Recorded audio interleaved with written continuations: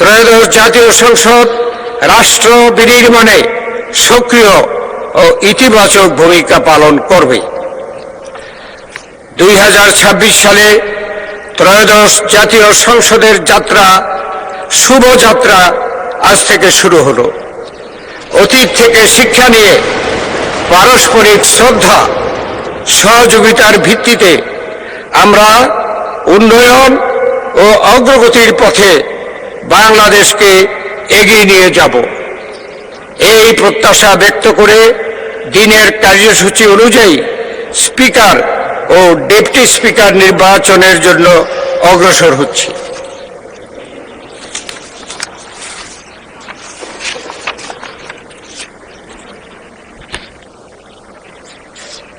মাননীয় সংসদ সদস্যবৃন্দ, আজকের দিনের কার্যসূচি অনুযায়ী এখন স্পিকার ও ডেপুটি স্পিকার নির্বাচন।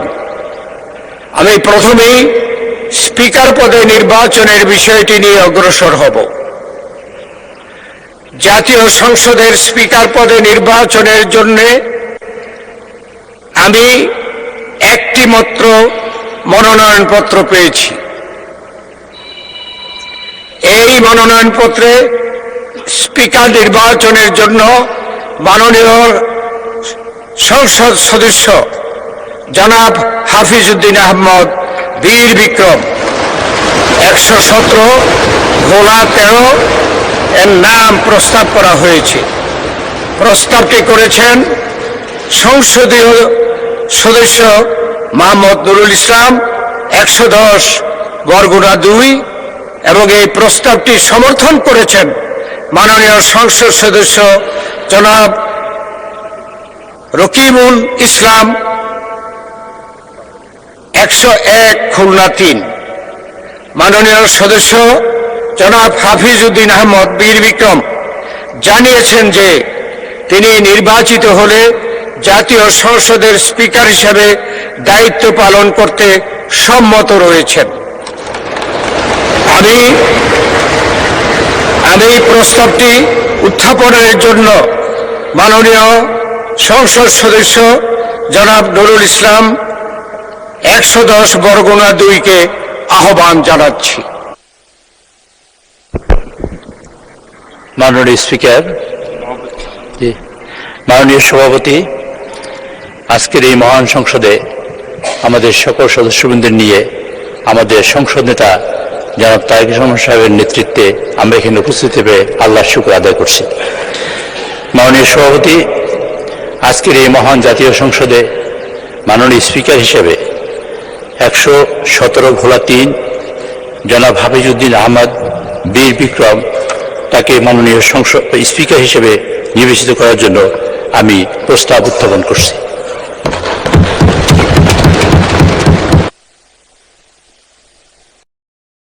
সংসদ সদস্য, আমি এখন প্রস্তাবটি সমর্থনের জন্য মাননীয় সংসদ সদস্য জনাব রকিবুল ইসলাম 101 খুলনা 3-কে আহ্বান জানাচ্ছি।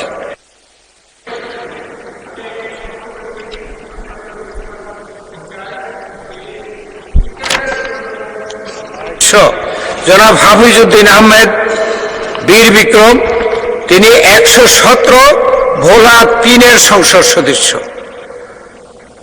আমি এখন প্রস্তাবটি সমর্থনের জন্য মাননীয় সদস্য জনাব রকিবুল ইসলাম 101 খুলনা 3-কে আহ্বান জানাচ্ছি। ধন্যবাদ মাননীয় সভাপতি। বিসমিল্লাহির রহমানির রহিম। আমি রকিবুল ইসলাম 101 খুলনা 3, সংসদ সদস্য মোহাম্মদ নুরুল ইসলাম 110 বরগুনা 2, চিফ হুইপ জাতীয় সংসদের উপযুক্ত প্রস্তাবটি সমর্থন করিতেছি। ধন্যবাদ মাননীয় সভাপতি।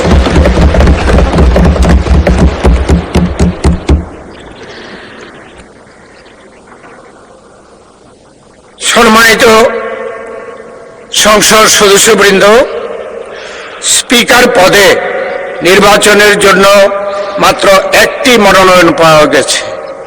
এ অবস্থায় মাননীয় সংসদ সদস্য জনাব হাফিজ উদ্দিন আহমদ বীর বিক্রম কে স্পিকার পদে নির্বাচিত হয়েছে বলে ঘোষণা করা যেতে পারে, কিন্তু কার্যপ্রণালী বিধির ৮ বিধিতে স্পিকার পদে নির্বাচন সম্পর্কিত প্রস্তাব ভোটে দেওয়ার বিধান থাকায় আমি প্রস্তাবটি সংসদের সামনে পেশ করছি। সংসদের সামনে প্রশ্ন হচ্ছে, নির্বাচনী এলাকা ১১৭ ভোলা ৩ থেকে নির্বাচিত মাননীয় সংসদ সদস্য জনাব হাফিজ উদ্দিন আহমদ বীর বিক্রমকে বাংলাদেশ জাতীয় সংসদের স্পিকার পদে নির্বাচিত করা হোক। যারা এই প্রস্তাবের পক্ষে আছেন তারা হা বলুন। যারা এই প্রস্তাবের বিপক্ষে আছেন তারা না বলুন।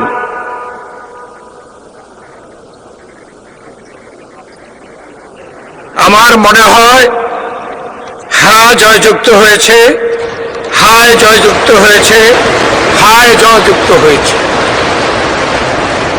অতএব মাননীয় সংসদ সদস্য জনাব হাফিজ উদ্দিন আহমদ বীর বিক্রম সর্বসম্মতিক্রমে ও বিনা প্রতিদ্বন্দ্বিতায় বাংলাদেশ জাতীয় সংসদের স্পিকার নির্বাচিত হলেন।